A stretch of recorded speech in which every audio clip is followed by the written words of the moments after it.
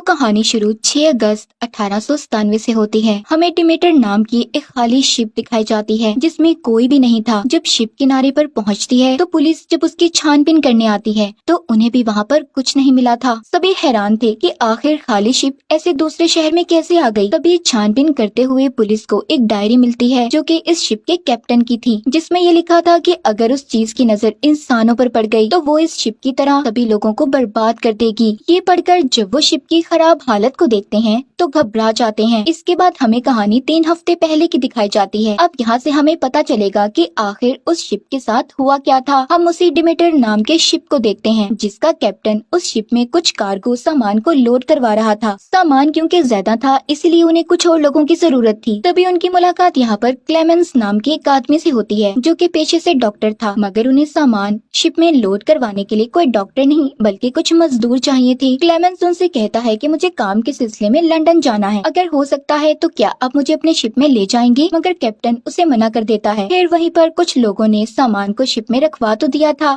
मगर वो उस शिप में कैप्टन के साथ जाना नहीं चाहते थे। कुछ तो कैप्टन को पैसे वापस कर देते हैं ये कहकर के रात हो रही है और हम सफर पर नहीं जा सकते। खैर बचे हुए लोग सामान को जब शिप में रखवा रहे थे तो एक क्रेट बच्चे पर गिरने वाला था जिसे क्लेमेंस बचा लेता है। दरअसल वो बच्चा कैप्टन का पोता था। ये देखकर कैप्टन क्लेमेंस को शुक्रिया करता है और वो अब उसे अपने साथ ले जाने के लिए तैयार था। दरअसल वो क्रेट एक आदमी के डर की वजह से गिरने वाला था क्योंकि उसने उस क्रेट पर कुछ निशानों को देखा था जो कि ड्रैगन के थे, जिसे देखकर वो बहुत डर गया था। इसीलिए अब वो कैप्टन के साथ भी जाने से इनकार कर देता है और कैप्टन पर बहुत चिल्लाता है। खैर अब सारा सामान रखा जा चुका था। कैप्टन के साथ कुछ लोग शिप में सामान को लेकर अपना सफर शुरू करते हैं जिनमें अब क्लेमेंस भी था। जब उस शिप पर जाते हुए लोगों की नजर पड़ती है तो वो डर कर कहते हैं गॉड इनकी हिफाजत करे। खैर शिप के अंदर कैप्टन का पोता क्लेमेंस को अपना सारा शिप दिखा रहा था और कैप्टन वो अपनी डायरी लिखना शुरू करते हैं जो वो अक्सर अपने सफर के दौरान लिखा करते थे। वो अपना पहला ब्लॉक लिखते हैं कि हमारा सफर शुरू हो गया है, हमें इस सफर को खत्म करने में 3 हफ्ते लगेंगे। आज हमारे सफर का पहला दिन है। तभी उनके पास टीम का एक आदमी आता है जिसका नाम वॉजिक था, जिसको पता चलता है कि कैप्टन अब लंदन पहुंचने के बाद अपने सफर को हमेशा के लिए खत्म कर देंगे और वो अपने पोते को शहर में जाकर बड़ा करेंगे। यानी कि कैप्टन इस सफर के बाद रिटायरमेंट लेने वाले हैं और फिर वो इस शिप को वॉजिक को चलाने के लिए सौंप देंगे। ये सुनकर वॉजिक खुश था पर थोड़ा दुखी भी। अगले दिन कैप्टन सभी वर्कर्स को उनकी तनख्वाहें बता रहे थे मगर क्लेमेंस कहता है नहीं, मुझे कोई तनख्वाह नहीं चाहिए। तभी इसी दौरान वो अजीब सी आवाजों को सुनते हैं। जब वो चेक करने जाते हैं तो उधर उन्हें कोई भी नहीं मिलता। अचानक से समंदर में तूफान आ जाता है। इनकी शिप एक लहर से टकराती है। तभी जो सामान ये लेकर जा रहे थे तभी एक ग्रेट बॉक्स नीचे गिर जाता है जिसमें इन्हें बहुत सारी मिट्टी मिली थी, पर उस मिट्टी के अंदर इन्हें एक लड़की भी मिलती है जिस पर वोजिक कहता है कि मुझे तो लगता है इस लड़की को जानबूझकर किसी ने हमारे बीच भेजा है। ये हमारे लिए खतरा हो सकती है, हमें इसे मार देना चाहिए। मगर कैप्टन उसकी बात को नहीं मानते और क्लेमेंस को उसका इलाज करने का कहते हैं क्योंकि वो डॉक्टर था। वो जब चेक करता है तो उसे पता चलता है कि वो लड़की काफी बीमार है और उसे बहुत ज्यादा खून की भी जरूरत है। क्लेमेंस ने उसे एक बार अपना खून तो दे दिया था मगर उस लड़की को खून की बहुत ज्यादा जरूरत थी। उसे देखकर ऐसा लग रहा था कि जैसे उसके जिस्म से सारा खून किसी ने चूस लिया हो। उसी रात उसी क्रेट बॉक्स को देखते हैं जिस पर बने ड्रैगन को देखकर आदमी डर गया था। तभी उस बॉक्स से अजीब सा दिखने वाला मॉन्स्टर बाहर आता है। दूसरी तरफ क्लेमेंस कैप्टन के पोते को उस लड़की के पास रहने का कहता है जिसका वो इलाज कर रहा था और खुद बाहर आ जाता है जहाँ पर उसे वोजिक का एक और साथी मिलता है। उसका मानना था कि शिप पर लड़की का होना गलत बात है। तभी जब वो दूरबीन से देख रहा था उसकी नजर उसी मॉन्स्टर पर पड़ती है जिसकी वो थोड़ी सी झलक देख पाया था, जिसे देखकर वो बहुत डर जाता है और सारी बात के बारे में क्लेमेंस को बताता है मगर वो उसकी किसी बात पर यकीन नहीं करता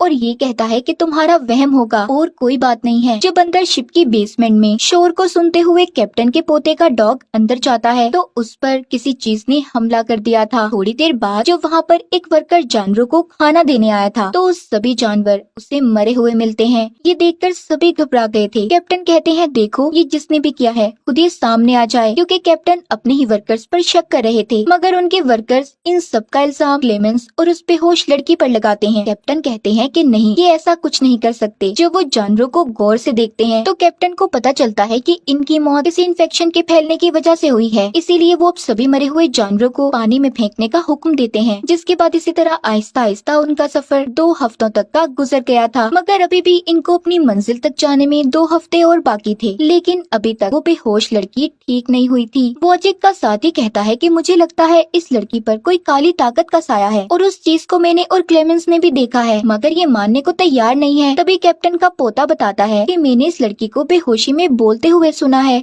ये अपना नाम एना बोल रही थी और बार बार एक ही लफ्ज बोलती रहती है, खाना खाना। ये सुनकर सब सोचते हैं कि इसका आखिर मतलब क्या हो सकता है। क्लेमेंस जब रात को शिप में घूम रहा था तो उसे वो वर्कर बताता है जिसको मरे हुए जानवर मिले थे। कहता है कि अब शिप में चूहों की आवाजें नहीं आती। क्लेमेंस कहता है कि शायद वो भी इन्फेक्शन से मर गए हो। वो वर्कर कहता है नहीं, ऐसा नहीं हो सकता, एक साथ सभी इतने सारे चूहे कैसे मर सकते हैं। जरूर कोई चीज है जिसने पहले सभी जानवरों को खत्म किया और फिर चूहों को। कोई तो खतरनाक चीज है जो हम सबके लिए ठीक नहीं है। तभी रात को इन्हीं की टीम के एक आदमी को कुछ आवाजें महसूस होती हैं। जब वो चेक करने जाता है तो उधर वही मॉन्स्टर जो पहले वॉजिक के साथी ने भी देखा था, वो उस आदमी पर एकदम से हमला कर देता है। उसने उसके सारे खून को चूस लिया था और फिर उसके जिस्म को साइड पर ले जाकर खाने लगता है। दरअसल ये एक ड्रैकुला मॉन्स्टर था जो इंसानों का खून चूस कर उन्हें खा जाता था। कुछ देर के बाद क्लेमेंस भी उधर आता है जो शिप के टूटे हुए हिस्से को देखता है, मगर कुछ समझ नहीं आती। जब सुबह होती है तो सब लोग वहाँ पर जमा थे क्योंकि कैप्टन को फिक्र हो रही थी। पहले जानवर मर गए और अब उनकी टीम का एक आदमी गायब था। उसी जगह पर इन्हें गिरा हुआ एक चाकू भी मिलता है। वॉजिक को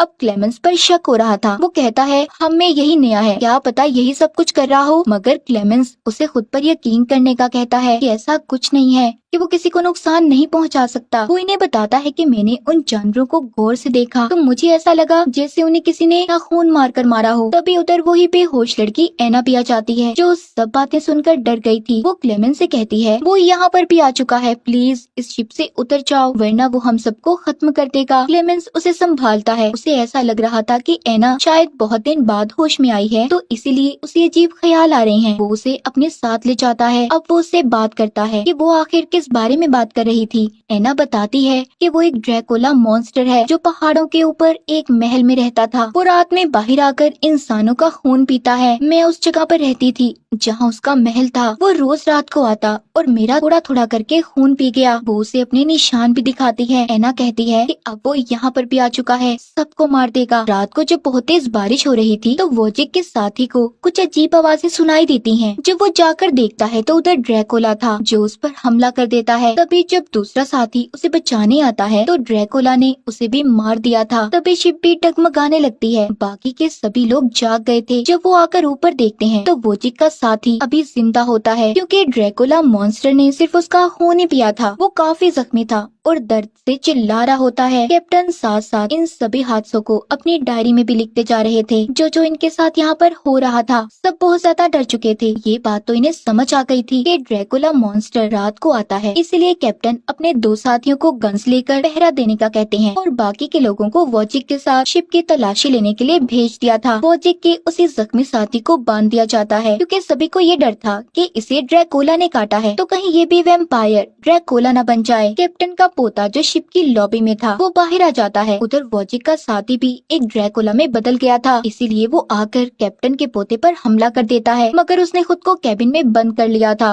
और मदद के लिए बुलाने लगता है। उसकी आवाज को सुनकर सभी उसकी तरफ भाग रहे थे। जब वो अंदर आते हैं तो अंदर अपने ही साथी को देखते हैं जो अब ड्रैकुला में बदल गया था। तभी उस कैबिन के दरवाजे को भी खोलने की कोशिश करते हैं जिधर कैप्टन के पोते ने अपने आप को बंद कर लिया था। कैप्टन सुराख में से देखते हैं कि उस कैबिन में ड्रैकुला मॉन्स्टर भी मौजूद है। इससे पहले वो कैबिन के दरवाजे को खोल पाते उनके पोते पर ड्रैकुला ने हमला कर दिया था। वो उसको भी काट लेता है। तभी एना आकर गन को चलाती है जिससे कैबिन का दरवाजा खुल गया था, मगर अब ड्रैकुला ने कैप्टन के पोते को काट लिया था तो इसलिए वो बेहोश हो जाता है। तभी उसके लिए बहुत फिक्रमंद थे। क्लेमेंस उसका इलाज करता है और उसे अपना खून चढ़ाता है। उन्होंने अपने उस साथी को बांध दिया था जो ड्रैकुला में बदला हुआ था। जैसे ही सुबह होती है वो वैम्पायर ड्रैकुला धूप की रोशनी की वजह से से जल गया था। वोजिक भी उसे गोली मार देता है। रात को सभी बैठे बातें कर रहे थे। इनका एक साथी कहता है, क्या पता हमें हमारे गुनाहों की सजा मिल रही हो। क्लेमेंस कहता है, नहीं ऐसा कुछ नहीं है, मुझे तो ये फिक्र है जैसे हमारा एक साथी ड्रैकुला के काटने से ड्रैकुला में बदल गया। क्या पता कैप्टन के पोते के साथ भी ये सब हो। वोजिक कहता है, तुम्हारे कहने का मतलब क्या है,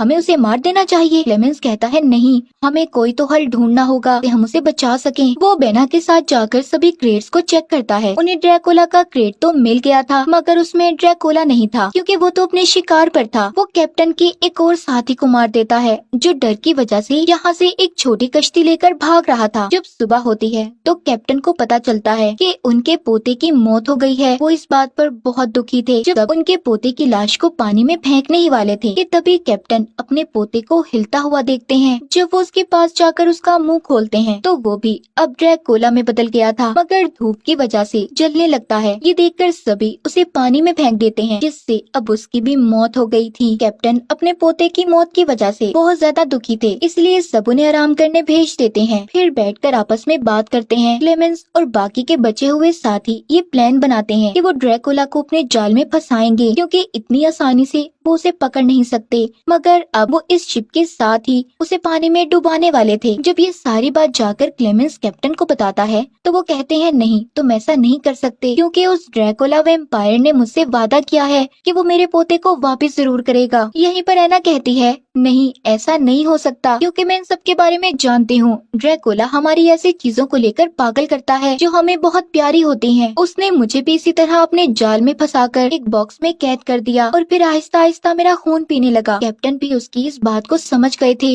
इसलिए अब वो आखिरी बार इस शिप को खुद चलाने का फैसला करते हैं, क्योंकि जिसके लिए वो जीना चाहते थे वो तो इस दुनिया में था ही नहीं, तो इसलिए उन्हें अपनी जान की भी कोई परवाह नहीं थी।